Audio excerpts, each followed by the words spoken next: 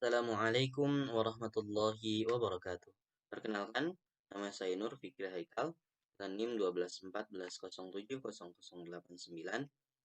Saya dari Prodi Manajemen Haji dan Umroh kelas MHU 2B. Saya akan menjelaskan tentang pohon ilmu dakwah. Saya membuat 7 bagian tentang pohon ilmu dakwah. Yang pertama ada tanah, yang kedua ada akar, yang ketiga ada batang besar, yang keempat ada cabang batang, yang kelima ada batang kecil, yang keenam ada daun, yang ketujuh ada buah.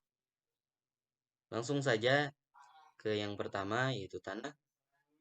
Sebagai sumber dari ilmu dakwah, yaitu Al-Quran dan Sunnah. Yang kedua ada akar. Sebagai penyerap sumber dari ilmu dakwah, yaitu iman, Islam, dan ihsan.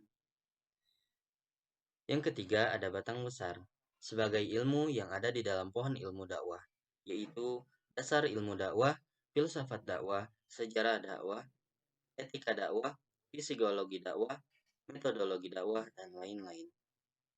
Yang keempat, ada cabang batang, sebagai penyalur ilmu-ilmu yang ada di batang besar, yaitu seorang da'i.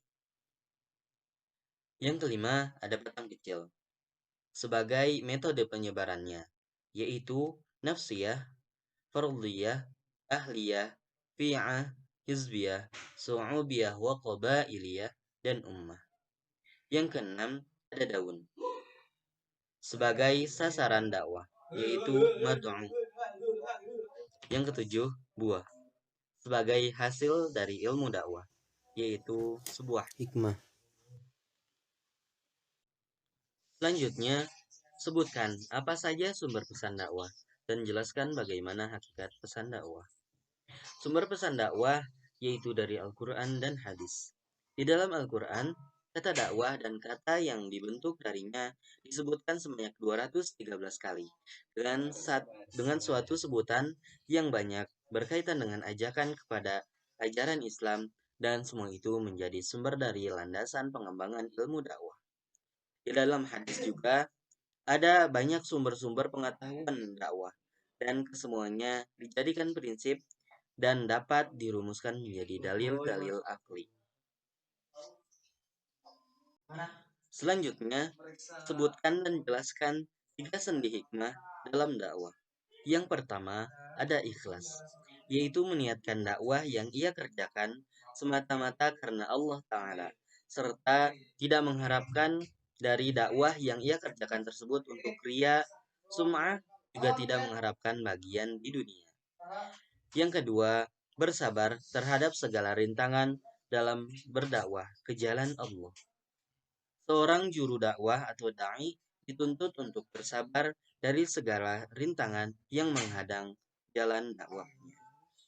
Yang ketiga, seorang penyeru kebenaran harus mempunyai harapan dan keinginan yang kuat. Seorang juru dakwah atau da'i harus mempunyai keinginan yang membajak untuk mendakwahi masyarakat. Tidak dibenarkan ia putus asa dalam memberikan pengaruh yang positif kepada lingkungan sekitarnya. Dan juga tidak boleh memupus harapannya terhadap pertolongan dari Allah Subhanahu wa Ta'ala. Selanjutnya, jelaskan perbedaan akhlak dan etika menurut perspektif filsafat. Akhlak dalam bahasa Arab berasal dari kata khuluk yang berarti tingkah laku, perangai, atau tabiat. Secara terminologi, akhlak adalah tingkah laku seseorang yang didorong oleh suatu keinginan secara mendasar untuk melakukan suatu perbuatan. Akhlak menyangkut hal yang berhubungan dengan perbuatan, baik, buruk, benar, dan salah dalam tingkah seseorang manusia yang panutannya bersumber dari Al-Quran dan hadis Rasulullah.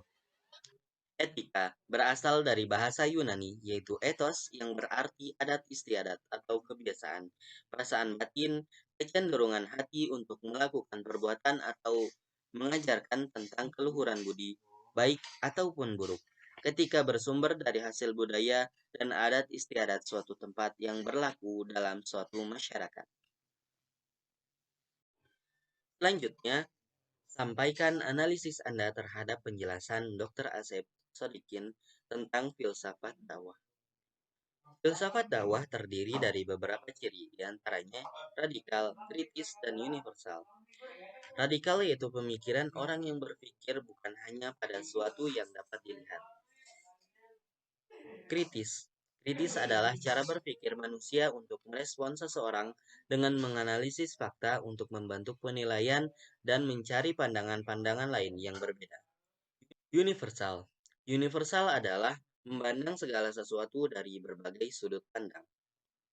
Dan pemikiran radikal, kritis, dan universal, semua itu harus bersifat sistematis.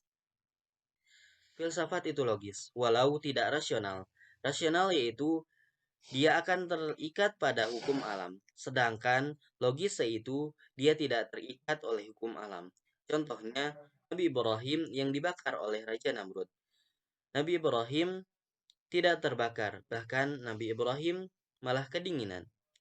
Itulah filsafat metodologis. Filsafat itu logis dan supranatural. Dan dakwah juga bukan semata-mata masalah akhirat saja. Ilmu dakwah memiliki dua kajian, yaitu objek material dan formal. Mungkin hanya itu yang dapat saya sampaikan. Kurang lebihnya mohon maaf. Wassalamualaikum warahmatullahi